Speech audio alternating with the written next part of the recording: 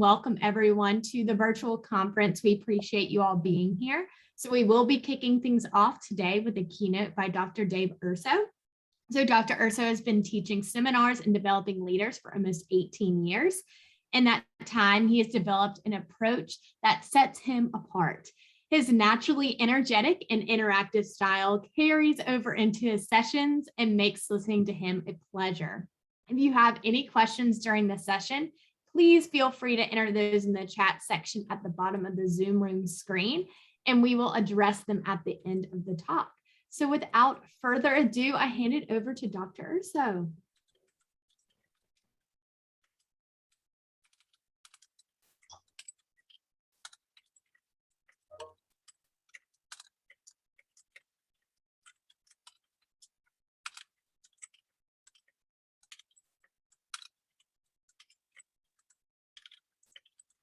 All right, just playing with the technology. Hang on just a second.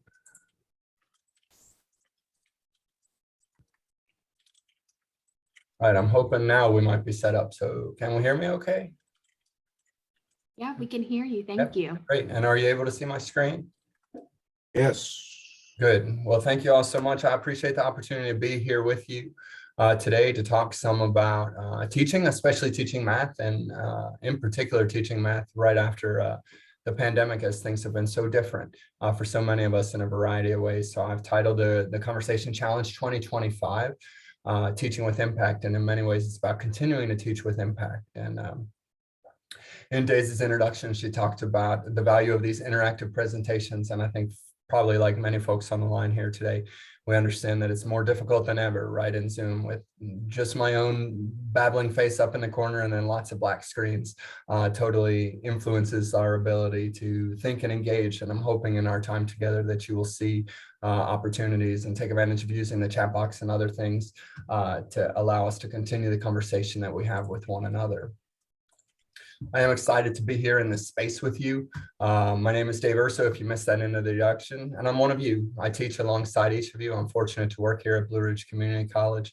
I teach in the psychology department. I'm also privileged to serve as one of the academic deans here on this campus. But I believe that we cannot be a leader of the faculty unless we're in the classroom on a regular basis. So I am most assuredly a faculty member at heart. I'm here with you this afternoon because I believe what we do changes lives. And primarily because I believe if we didn't do it, maybe nobody else steps into these roles. I believe our jobs are harder than ever today to be college faculty. And I think there are things working against us. And hopefully in our conversation over the next couple of hours, we'll be able to unpack some of those. That was just a joke. You can put LOL in the chat box if you're so inclined to do that. But I'm not sure that other people would step into these roles, especially knowing what they do. But I also think we can do it better. I think there's a better version and a better iteration of not only how we're teaching, but how things are changing and how we might be more dynamic and how we might draw the very best out of not only our students, but ourselves. Because what we get from students is a return on the own investment that we put into things along the way. My introduction didn't really talk about all the different sort of credibility pieces to show you that I have multiple degrees and I have a fancy dean job, and I've been all over in terms of the VCCS, in terms of roles of running a nonprofit foundation and things like that, launching companies. But I think you'll notice in my areas of expertise, things like finding good music and Wii bowling and Monopoly are far more interesting to me to tell you. But if I really wanted you to understand who I am and some of my story, it would be more interesting to tell you about my wife, about the nonprofit work that I like to do in the community as part of it, about my connection back to JMU, even as an alumni of that, about the joy I find in being able to speak to groups like you, and that a highlight was talking at a graduation at a high school a couple of years ago, or that my life is complicated just like the rest of you, and that so many different things pull at me on a regular basis to draw that attention in and to try to make sure that I'm engaging meaningfully in the world around me. And I tell you a little bit about this because Luke on the left, Luke, Chase, and Belle, my children, pull so much of that attention. And I'm sharing a little bit of that because I think when we come full circle in a little bit, I'm going to ask you to think back to why I might forego telling you about academic degrees or credentials or work experiences and tell you instead that this is who I am and this is how I'm defined, and hopefully that'll make sense. I want to take just a minute and set some ground rules up for our conversation. And the ground rules are going to be really simple. Zoom delivery is so complicated because I know I'm competing with multitasking efforts and things like that. I'm competing with text messages. I'm competing with the other screens you have open. chances are one of you is sitting pantsless at home watching a soap opera at the same time. So can I be more engaging? Can I try to give you more to think about to pull you out of that? But I'm asking you to find a way maybe to be in it, to win it here for a minute as we try to have meaningful conversation, as we try to talk about what teaching is, and as we try to set a tone for the next day and a half for you in terms of when you're really going to be pressing the issue on some of these theoretical and practical issues of teaching math, especially in the community college environment at this time, and what that looks and feels like. One of the things we battle is fatigue, right? Zoom fatigue, if we look at the screen. So a couple times during the session, I'm going to take a break and ask if we can do a 1, 2, 3, 4. And the 1, 2, 3, 4 means we stand and stretch as high as we can. We take 2 deep breaths. We touch 3 walls. And we clap 4 times. And the point of this is intentional, because what we realize is that if we can interrupt the brain in terms of just rote receiving something that's coming out to us, but instead make it interrupt, make it think different, disrupt that pattern of how the brain waves are going, we're able to re-energize the body and get refocused when we come in. 1, 2, 3, 4 is something I do in my physical classroom too, because it just helps transition from one topic to another. So I'm going to pause here. I want to give you 60 seconds. And the goal is whatever space you're in, see if you can knock out a 1, 2, 3, 4 real quick.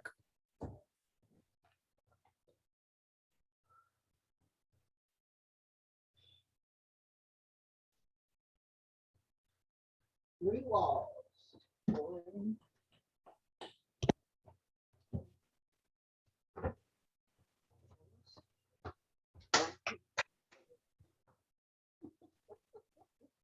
You're only competing with lunch, Dave. That's all.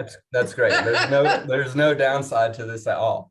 I will tell you that I had to laugh because I did a session last week and we did the same thing. And this woman who was on camera was working in her cubicle at the time. And to touch 3 walls, she literally just leaned to the left, leaned to the right, and leaned over her head. And she said, "That didn't prove your point, did it?" And I was like, "No, I thought by adding the 3rd wall, I would make everyone have to stand." But apparently she had one up to me and she wasn't going to have to do that particular piece. So it made me laugh for sure. All right, guys, let me tell you what the plan is for today. My job is to set a tone, right? I want to get you thinking for the rest of this conference to go, we started on the right foot. We got some momentum. We were doing things in positive ways, but it's Friday afternoon. We want to have some fun too. We want to do things that are energizing and exciting to you.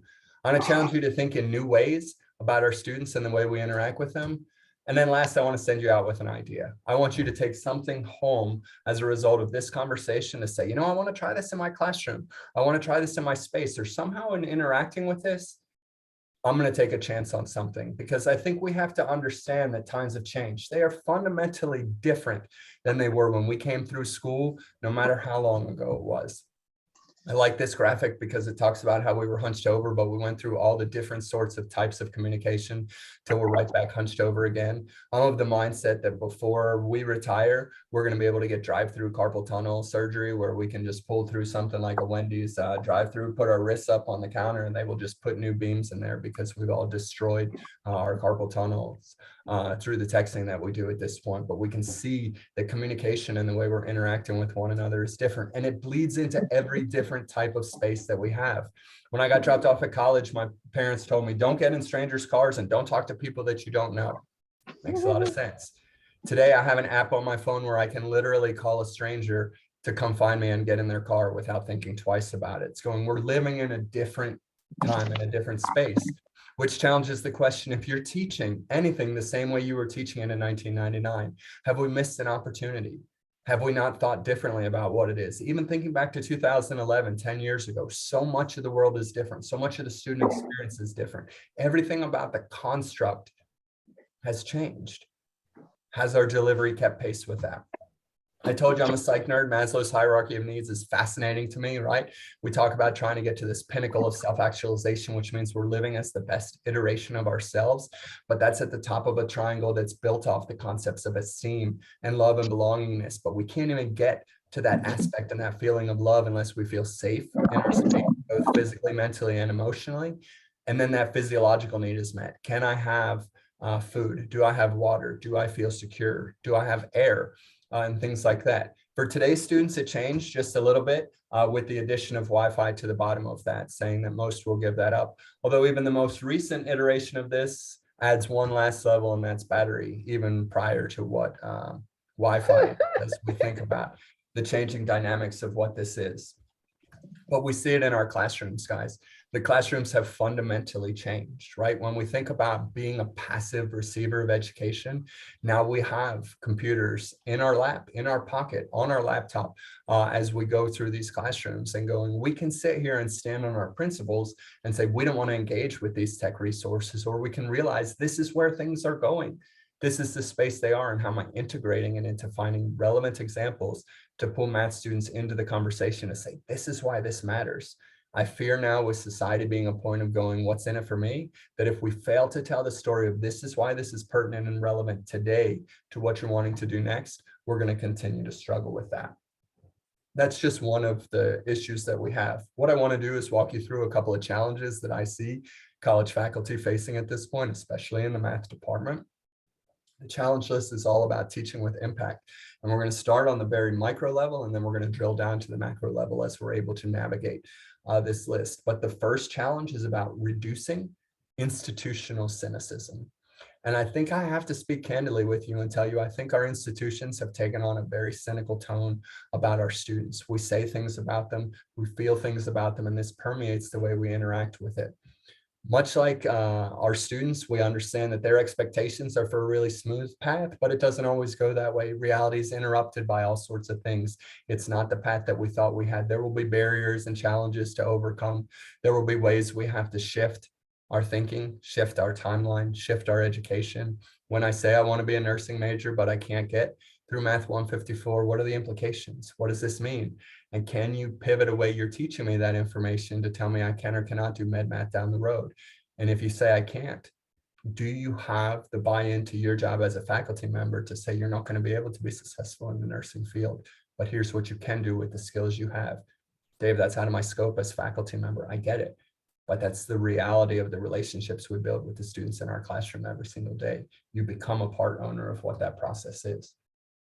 There's so much confusion about what the actual student experience is. And what I tell people all the time is the community college student is one of the most unique creatures in the world today, because the tenets that pull for the time and attention of our community college students are different than any other college student who's being pulled and being pushed and being tugged and having to overcome. It's interesting, there's a theory of reference called slacktivism, and I'm not sure if you're familiar with this, but slacktivism is this new label that talks about political activities with no impact on real life political outcomes, but only serve to increase the feel-good factor of the participants. An example of this would be like if I posted on social media, click here to hate cancer, and people click the button and they say, hey, I'm part of the fight against cancer. And people say, not really, you just clicked a social media like, it didn't actually accomplish anything. And the millennial generation is accepting or being labeled with this slacktivism label, which is just another idea of the cynical way we're looking at the changing nature of what students are. So let's summarize. In summary, our students get this well-deserved bad rap, right?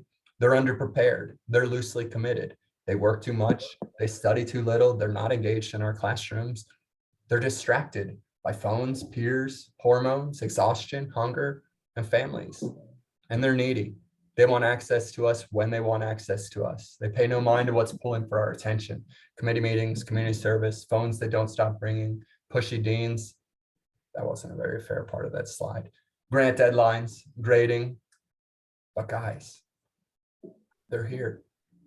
With 1,000 available excuses and distractions pleading for their attention, they continue to show up. So we owe it to them to do the same. Not just show up, but arrive with an energetic, engaged, enthusiastic commitment to the first year experience and those advanced experiences that draw them in and convince them they're making the right choice. I'm going to veer off the presentation for just a little bit and tell you, I think this is one of the more difficult challenges in the list of what I'm going to share with you today. Because when I think about my own experience, it's at such a unique pivot point that I don't know how to piece it together. I had my 40th birthday a couple months ago. It was a cool experience for me. I don't know if you've turned 40 once. I don't think I'll do it again. It was fine to do it once, but I don't think I'll revisit that at any way down the road. But I share that to say that I've had a good professional journey to this point. But I will share with you here from my office at work that I have never felt professionally more burnt out, more disinterested, and a bigger desire not to come to work and do my job on a daily basis than I do today. And I'm sharing that with you for a couple of reasons, because I think I'm not alone. And because I think what we collectively may be feeling is shaping the way we're interacting with one another and with the students who come into our classrooms. What I'm seeing is this surge of more and more faculty snapping at students and students saying things in person and in writing to faculty that shouldn't be said. And I'm watching the eroding of this interaction, and I'm watching faculty try to navigate it, and I'm wondering where and how to step in to be part of the solution as we see it changing. We as a community have decided mental health conversation is not okay, but we have to lead the change to start to talk openly and candidly about what's happening mentally with each of us and what we hope to be accomplishing.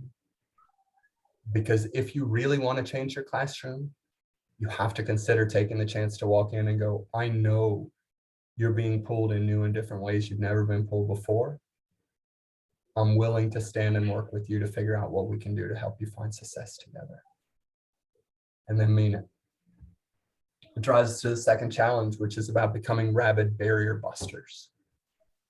Everyone who works on your college campus carries one of two labels with us: a barrier builder or a barrier buster. There's nobody in between. Your job, your role, your choices on an everyday basis as you stand at your campus are either to make barriers go away or to make barriers more difficult to overcome on the student's journey to getting their credential. Barriers are really significant, right? When I was in college, I decided it was time for me to woo this girl. She was way out of my league, right? Like, I don't know if you can relate to this. I don't know if you've ever been in the same circumstance where you said, look, I am batting out of my league at this point, but I'm going to go after it anyway. Right. So we had a class together. So we took the whole semester of this class together. I think I had to get regular tutoring in the class because I sure wasn't paying attention during most of the classes. I was contemplating ways that I was going to win over the favor of this girl.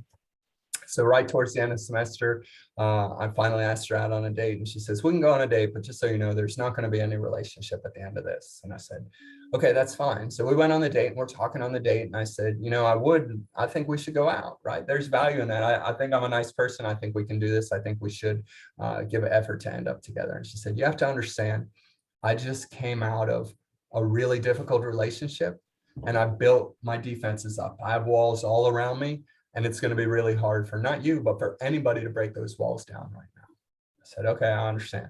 But, you know, when you're 18, you think you're better than the world and you can solve any problem that comes to you. So what I did was I went to the dollar store and I got 100 little green army men, right? So I sent her a note. We were still talking at the time. I said, can I come over? We'll just hang out. We'll watch a movie and do something. She said, okay. So I went over. She was working on making dinner or whatever. I went into a room, and on her bookshelf, I lined up all 100 army men. And I said, here's the deal. Your defenses are up. I get it. But I think if I do things the right way, I can break your defenses down. I can break through those walls just a little bit. And every time I do something that breaks those walls a little bit, you give me one of those army men, or 3 of those army men, or 10 of those army men. And when you don't have any of them left and I've taken the whole army, I'll know that we can be boyfriend and girlfriend. So it was such a cool story. And I got to spend the spring like trying to win it over. And eventually I did. And I'd love to tell you now, and this is my wife, and this is how we look. None of that's accurate. We dated for a couple of months, and then I realized it was a terrible mistake, and I had to run away and hide in another room. But in the moment, the buildup said that we all have these walls around us. Guys, I get to talk at orientation, and I know math is a barrier for a lot of people. They walk into your classrooms with fear, and they walk in saying, I can't do this, and looking for you as faculty to validate that they're right in their belief that their inability to do math is going to block them from reaching their goal. How do we show them we have value? We start by listening to their story. I started by putting credentials up, but telling you I'd rather tell you about my friends, my family, and what I do in the community, and how I engage with my alma mater, and what my kids are like. And the reason for that is when we say the expression, can I tell you a story? The brain responds differently. It tunes in. No matter how distracted I may get, no matter how offbeat I may be, in that moment, I'm able to come back and say, I want to understand what this story is. I want to listen to what you have to say. I want to see if there's a moral. I want to see if it can help me. But simply saying, can I tell you a story, carries value. Can that fit in your classroom? Can you ask your students about telling them a story? Can you tell them stories about how math does apply, or how you've experienced math, or how they're going to experience math, but craft it as a story, so that in that 26th minute of the lecture, you can pull them back in with the simple question, can I tell you a story? what faculty will tell me a lot of time back is like, hey, I can't do that because hearing someone's story takes too much time. It takes too much energy. It takes too long to go through the motions of fully understanding what a story was. Hemingway was challenged with this, right? And as the story goes, and I have no way to validate this story, right? Because I don't know Ernest Hemingway, but the theory, right? The story I'll share with you is that Hemingway's sitting at a bar with a bunch of his buddies, and he says, guys, it doesn't take long to tell a story. It's really easy to be able to do. And he says, I bet you I could tell a story in 10 words or less that draws multiple emotions out. And his buddies are sitting there and they're like, there's no way you could tell a whole story in less than 10 words. And he goes, I will. He says, what are we going to bet? And they say, well, let's bet a couple of beers on it. So they bet the beers on it. And Hemingway sits down and he writes this story. For sale, baby shoes, never worn. 6 words, multiple emotions, right? We talk about what that is. Asking someone to tell a story is so meaningful in terms of introducing what they are. When someone comes and interacts with you in your space, are you asking, inviting, or expecting them to share some of their stories so we can connect as people before they'll buy into what gift you want to share with them as a faculty member? Our third challenge is about simplifying. So much of what we do is complex for a lot of different reasons. The content is complex, but the idea of connecting with a person in this post-pandemic world is equally complex. But if we look at the research, we'll know that we can handle about 10 to 12 minutes of new information before our brain stops and has to come up for air. 10 to 12 minutes is this cap before we simply say, I've had enough interaction with this particular piece and I don't know where to go from here.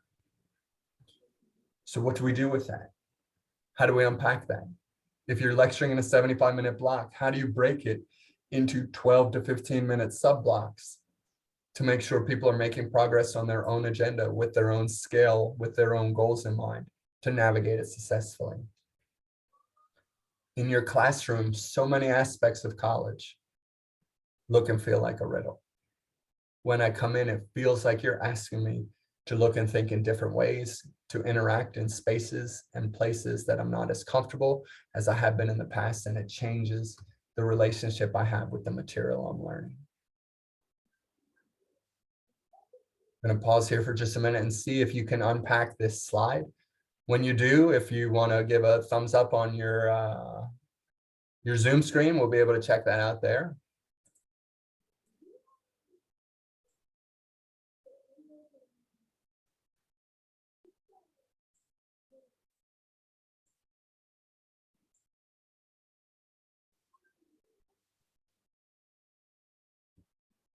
Daisy's got it. Other people working on it. If you're really struggling with it, just start to count the words and see if that'll help. Now we see in the chat some more people are saying they found it. If you're still working on it, count the word the. And if that hint still isn't enough, then text somebody else who's in attendance here this afternoon and ask them to explain it to you. That's the best advice I can offer at that point.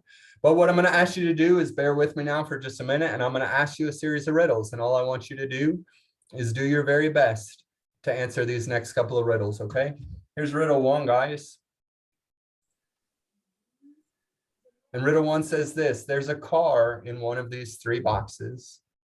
Only one of the 3 statements is true. Determine which box has the car. That's all you have to do. There's a car in one of these 3 boxes. Only one of the 3 statements is true. Determine what box has the car. Box 1 says this car is in the box. Box 2 says the car is not in this box. And box 3 says the car is not in box 1. So take a minute, work on it. If you have the answer, just hang on to it.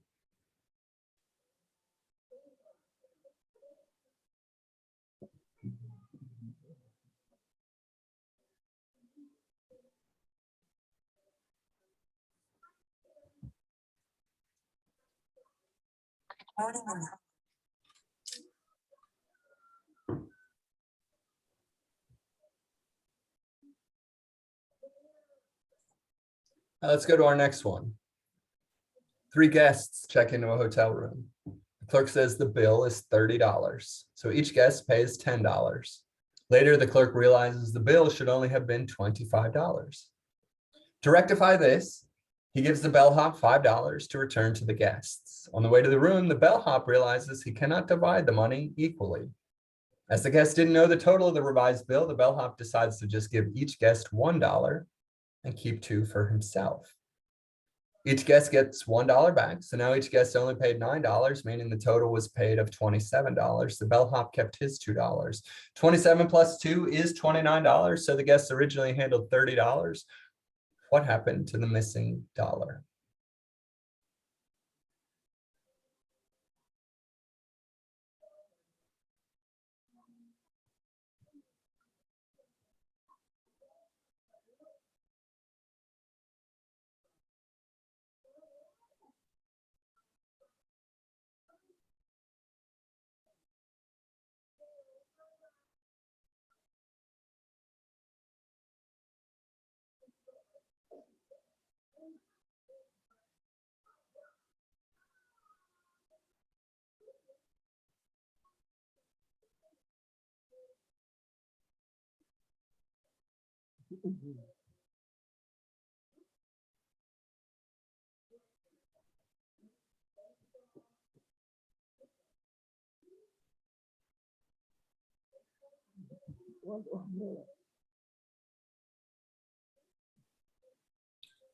Let's go to our next one. There are 8 pills. They're all the same size and color. One pill weighs slightly more and is poisonous. You have a balanced scale and you can only use it twice. Can you find the poison pill?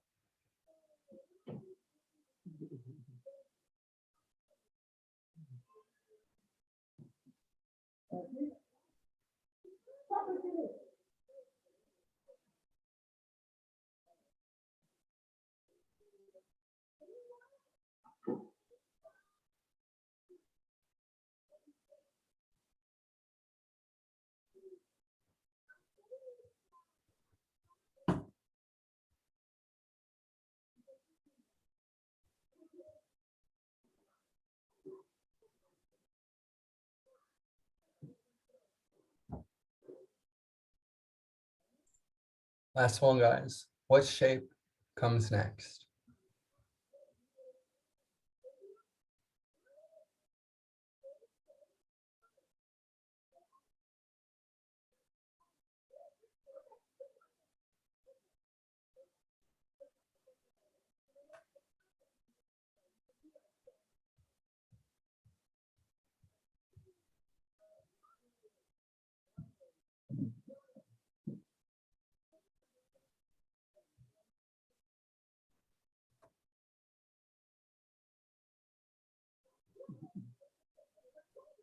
All right, so just real quick at this point, I'm going to ask you to head over to the chat box. And at this point, just tell me how you're feeling right now. Tell me what's going on in your head in this moment.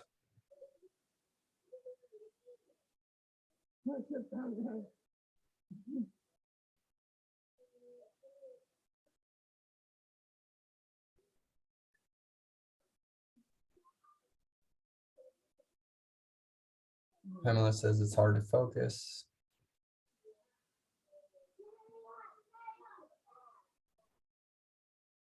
Marie's feeling a bit overwhelmed. Susan wants to know the right answer. Kimberly almost said Brian is going into overdrive, but I'm glad to see it says Brian is going into overdrive. Anyone feeling slightly like this?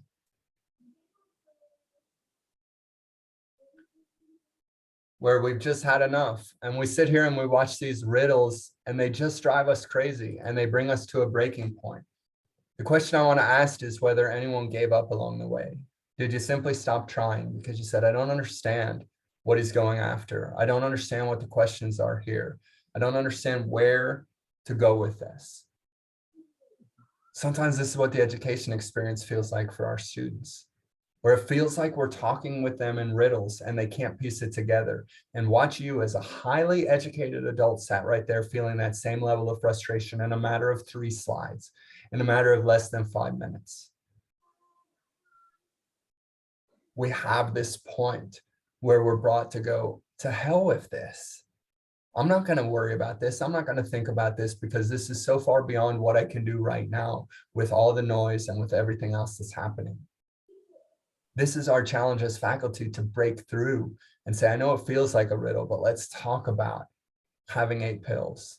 And if we go 4 and 4 and figure out the heavier side and know that that's got the poison pill, and then go 2 and 2 and know that the heavier side has the poison pill, and then go 1 and 1, we can figure out which pill it is in 3 measures, in 3 ways. But we put them up here as the all-knower kings and queens of the answer key, rather than sitting here and saying, I'm a partner in your process of trying to dissect and understand this difficult concept.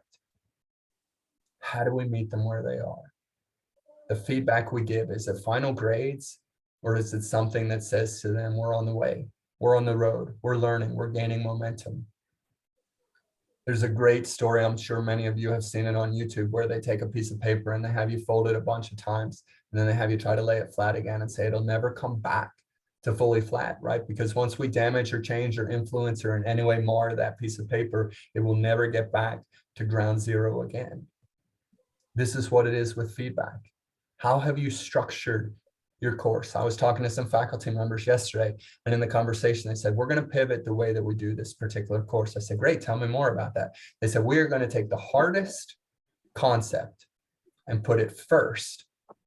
That way, students who won't ultimately pass the course can fail that test prior to the withdrawal deadline, still get their tuition back and move on. Amazing intent, terrible outcome. The intent to protect students makes so much sense.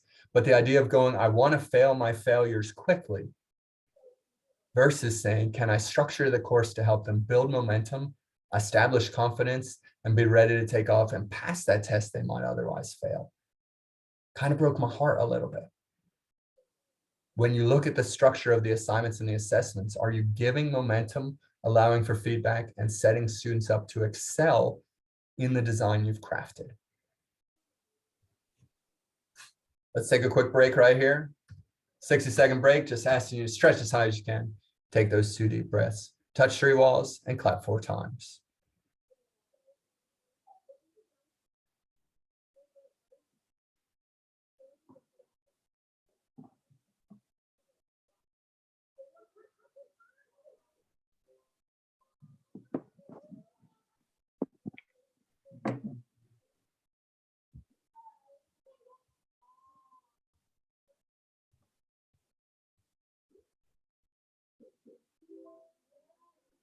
Shonda, for all you know, I didn't give answers because I don't know the answers either. So just throwing that out there for consideration. Almost always when we do these in face-to-face, I know people are Googling the answers as we talk. So I would imagine that you screen muted math teachers are probably doing the same thing now. So you can tell me later what all the right answers are. All right, guys, 4th challenge is all about being authentically dissatisfied and intentionally excellent. And I want to navigate some of this with you. When we talk about being authentically dissatisfied, I want to share with you the equation, because you're math teachers, you love equations, obviously. But this equation is GS equals DCSA plus VF plus FSA. Assuming you already know this, let me walk it through just real quick, just in case you don't. But what this means is that goal success, okay, our likelihood of achieving the goals we set for ourselves is contingent on 3 different variables: dissatisfaction with the current state of affairs, a vision for the future, and taking the first step. So let's talk it through. Let's say that my goal is I want 6-pack abs. That is absolutely what's important to me. And I want to make sure I'll do whatever it takes to get 6-pack abs. So the likelihood of me actually being able to get these 6-pack abs starts with dissatisfaction, current state of affairs. When I look at my abs now, am I authentically disappointed with what they are? Because if there's not authentic dissatisfaction, then I'm not necessarily going to move forward. When I come into your classroom and I see the class as a prereq to the nursing program, because I want to become a nurse and have a better life for me and my family, that's dissatisfaction. If I come to your classroom because I needed something to do upon high school graduation, but I don't mind playing video games and drinking beer in the basement, that dissatisfaction isn't there. Dissatisfaction says, this is where I'm starting. Would your classroom change if the first day you said, tell me what about your current situation is dissatisfying to you? Combine it with VF, which is our vision for the future. Can we see the outcome of the effort that we're putting in? Can I picture in my head myself running down the beach, like glistening, all got that David Hasselhoff from Baywatch moment, right? All suntanned up and jogging down the beach. I'm like, that's the moment. That's what I need. Vision for the future. And then the first step. So can I throw the ho-hos out? Can I get rid of what's in my house? Can I get rid of what's there that's a distraction for me? If I can complete the first step, I'll be that much more likely to successfully accomplish my goals. And that little superscript A means accountability. If I tell one other person what that goal is, what I'm going to do, and if I say by this summer I'm going to have six-pack abs, now I'm on the line a little bit, right? So now I'm on the hook to make sure that when I see them, I'm going to have to carry some shame if I'm not able to put it together the way that I want. We don't always think things all the way through. It influences so much of us. In August of 1810, the first patent was received for food being preserved in tin cans, right? The patent came out from England. In 1825, the tin-plated can was patented in America for the first time, okay? The first can opener was invented in America in 1858. So what this means, friends, is that from 1825 to 1858, we were very skilled at putting food into cans without any pathway for taking food out of cans. I'm just like thinking people had like hammers and like, I don't know what we did for 30 years opening cans, right? But this infiltrates so much of what it is, where we lose sight because our blinders are up of what the goal is and where we're going to make meaningful difference. Being intentionally excellent, when NASA first started sending astronauts up, they came back and said, we have a problem because your pens won't work in zero gravity. So NASA convenes a commission to sit down and spends $12 billion and develops a pen that writes in zero gravity, underwater, on any surface, doesn't freeze, doesn't get too heated. We are in the space race with Russia. Russia encounters the same exact problem. And what Russia does at the end is sends their astronauts back up with pencils. Are we so restricted by the box of other things that come to us that we don't necessarily see what's right in front of us? What I asked you to do as faculty is fail something spectacularly. Take a chance to try something new or different in your classroom, even if you know something's going to go downhill, and become a spectacular failure. Do something that's a risk to think in intentionally excellent new ways about the content you're delivering and the relationships you're building. It's about redefining in-class engagement. Research shows more actively engaged students are more likely to learn, to persist, and to attain their goals. One of the easiest ways to do this is figure out how the college can help people succeed. How do we do this in your classrooms? Start by instilling confidence. You heard me talk about that just a moment ago. Promote positive interdependence. Can you build a classroom community where students are reliant on you, themselves, and the peer to their left and the peer to their right? Positive interdependence means we need one another. What does your classroom do to drive interdependence? Meaningful one-on-one interaction, both with faculty member and peers, bust barriers, which we talked about earlier, and establish success at both the individual and community level. It's not about information dissemination. The simple question is this: if I could replace your traditional classroom delivery with a YouTube video of you delivering the same lecture, then what's the point of being together in real time? You need to do things in the shared time you have with your students that are beyond the scope of a YouTube video. The 2021 classroom is not about information dissemination. It's about partnership and teaching in the most real sense. Think about the goals of your first significant interaction with students. What do you want them to know after coming to your first class? What do you want them to accomplish? What variables are up your oats? Is there math anxiety? What does that mean? Do you talk about tutoring as just an expected part of what that class is going to be?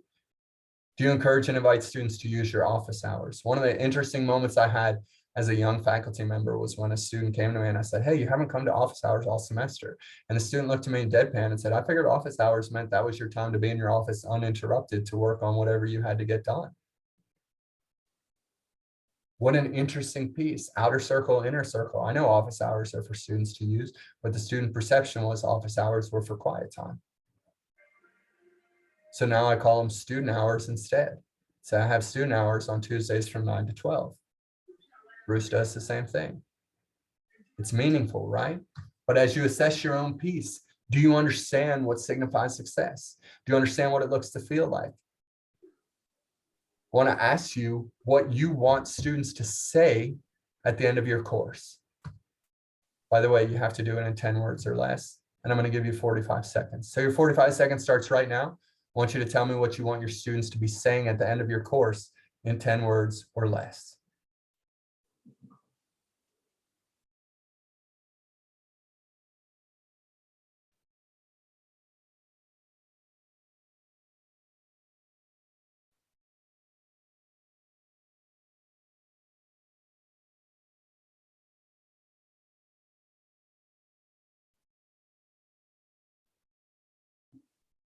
If you feel good about your answer, I'll invite you to put it in the chat box. We'd love to see what you said, and I know your colleagues are feeling equally interested. But if we know that, and if we took those 10 words and put them on an index card and put it on the podium when we're teaching, what would come of that? What would it feel like? Love the construct of she changed my life and I don't hate math anymore. But those are both emotional wins, right? Not content-based wins. So if we're going for those wins first, how does that shape our interaction with students as we move forward? 6th challenge, guys, refuse to think you've heard this before. So many of our students come in and ask for an excuse or ask for help or tell us why they can't do it, and our brain turns off immediately. Why? Because research at Cambridge told us it doesn't matter in what order the letters of a word are. The only important thing is that the first and the last letter are in the right place. The rest can be a total mess and you can still read it without a problem. This is because the human mind does not read every letter, but the word as a whole. Thinking about what that means. So when our students try to tell us stories, we fill in the gap of I've heard this before, I've heard it 1,000 times before, and we stop listening on average between 7 and 20 seconds into the conversation. But sometimes our brain lets us down. We deal with pennies every day. All I'll ask you to do is tell me which of these pennies is the accurate American penny.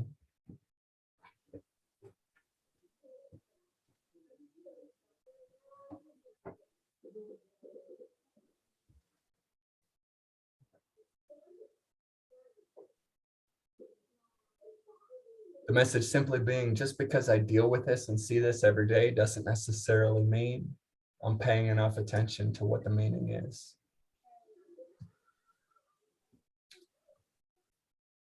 These are two great trendsetters, media moguls, people who've changed the world all along. Amy Poehler, her biography, Yes Please. Tina Fey, Bossy Pants.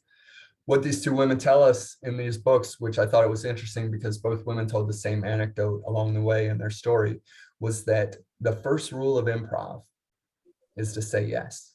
You're never to say no, because when you say no to an idea, it blocks your improv partner from going any further with the scene. You've killed the scene.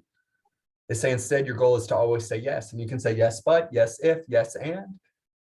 How would this change if we interacted with our students saying, I'm going to take no out of my vocab, but say yes if, yes and, yes when? How do we do that? Primarily, we go all in. We understand their significance in the ways we interact with the space and place around us, and we make sure we understand. On the jazz hands of life, we're the fingers, guys. We're the ones who bring the momentum and the energy and let people know what's happening with it. But we're always a little bit hesitant to push too far. So if I ask you right now in the comfort of your own space, wherever you've been listening to this conversation, to reach as high as you possibly can, take your hand, reach it in the air, and reach at the highest you're able to go. Now, what I want you to do is reach just a little bit higher, just a little bit more. Chances are when I said just a little bit more, you were able to go a little bit higher. What this means, cynically, is that you didn't go as high as you could the first time when I asked you to go all in. Thinking about expectations and what we give to ourselves is we're pre-designed to hold a little bit back until we can trust the space and the feeling and the emotion of the moment. What we create in our classroom categorizes all of those. I've appreciated the opportunity to share some of my challenges with you, to tell you some about the story that I hope to be creating in terms of our culture here at Blue Ridge, and that I hope permeates into the math classrooms each of you engage with on a regular basis. The work you're doing matters. You matter. Keep it up. Thanks for letting me be a part of your conference this morning. I wish you nothing but continued success with the rest of today and tomorrow, and keep doing the great work. Thank you all.